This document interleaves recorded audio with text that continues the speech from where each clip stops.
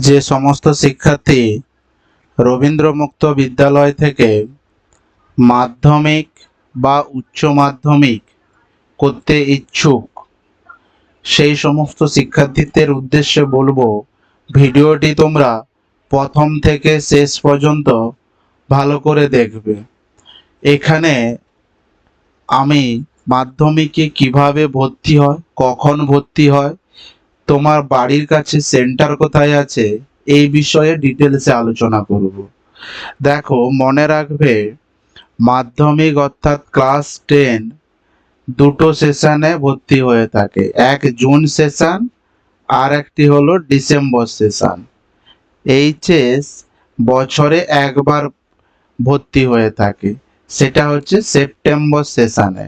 তাহলে কি বললাম, মাধ্যমিক বছরে দুবার ভর্তি, দুবার পরীক্ষা, একটা জুন সেশন এবং আর একটি হলো ডিসেম্বর সেশন।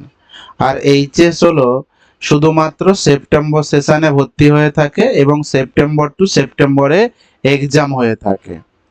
দেখো, কারা মাধ্যমিকে বা উচ্চ মাধ্যমিকে ভর্তি হবে, হয়তো যারা কোনো ব্যক্তিগত, পারিবারিক বা সামাজিক কারণে মাধ্যমিক দিতে পারোনি, হয়তো 8 অবধি দিয়ে পড়াশোনা ছেড়ে দিয়েছো, অথবা 9-এ ভর্তি হয়েছিলে, বা ক্লাস 10-এ অকৃতকার্য হয়েছো, অথবা ক্লাস 10-এ কোনো বিষয়ে তোমরা ফেল করে গেছো, তারা রবীন্দ্র মুক্ত বিদ্যালয় থেকে মাধ্যমিক ও উচ্চ মাধ্যমিক দিতে পারবে।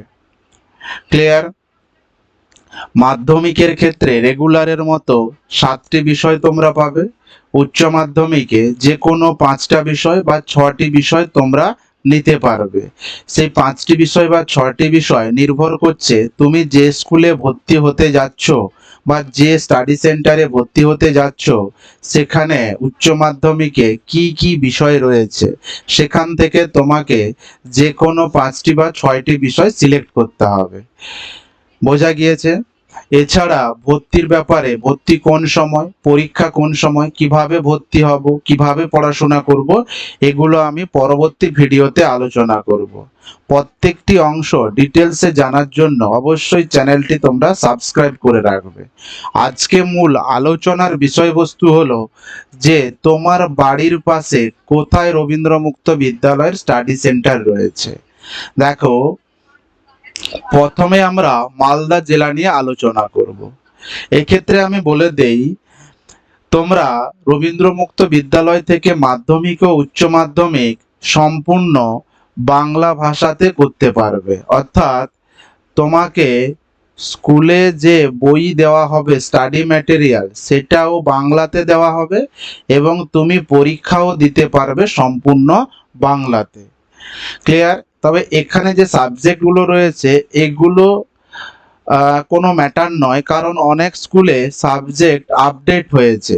সব থেকে বেস্ট, স্ক্রিনে যে স্কুলগুলো দেখতে পাচ্ছ তোমরা, স্কুলের ঠিকানা নিচে দেওয়া আছে। তোমার বাড়ির কাছে যে স্কুল হবে, ওই স্কুলে গিয়ে যোগাযোগ করবে যে স্কুলে কি কি সাবজেক্ট রয়েছে।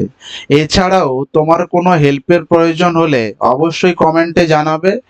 চেষ্টা করব আমি, গোপাল স্যার, যে তোমাকে সম্পূর্ণ সহায়তা করার। এখানে দেখো, স্কুলের যে কন্টাক্ট নাম্বার এবং মেল আইডি, এটা কিন্তু হাইড করা রয়েছে। অতএব তোমরা কোনো কিছু জানার থাকলে স্কুলে যাবে, স্কুলে গিয়ে ডিটেলসে জেনে আসবে। প্রত্যেকটা স্কুলের নাম তোমরা দেখতে থাকো।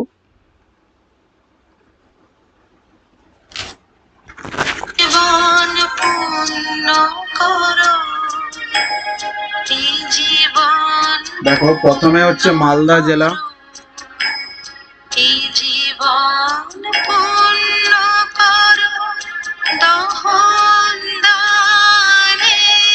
নেক্সট দেখো, মুর্শিদাবাদ জেলা।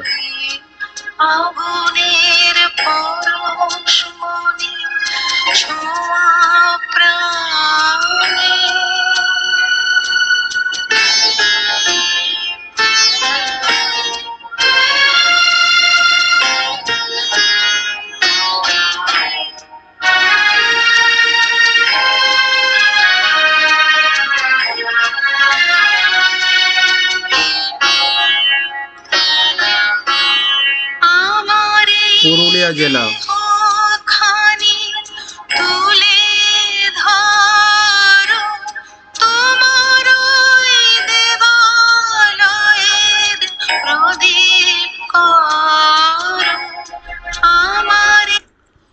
দেখো এই ভিডিওতে মূলত তিনটি জেলা মালদা, মুর্শিদাবাদ এবং পুরুলিয়ার স্টাডি সেন্টারগুলো কোথায় রয়েছে সেটা আমি জানালাম। এবার অন্যান্য জেলার ক্ষেত্রে তুমি জেলার নাম কমেন্ট বক্সে জানিও। অবশ্যই তোমার জেলার তোমার বাড়ির কাছে কোথায় কোন স্কুল রয়েছে আমি অবশ্যই তোমাকে সেটা জানিয়ে দেব। Thanks for watching.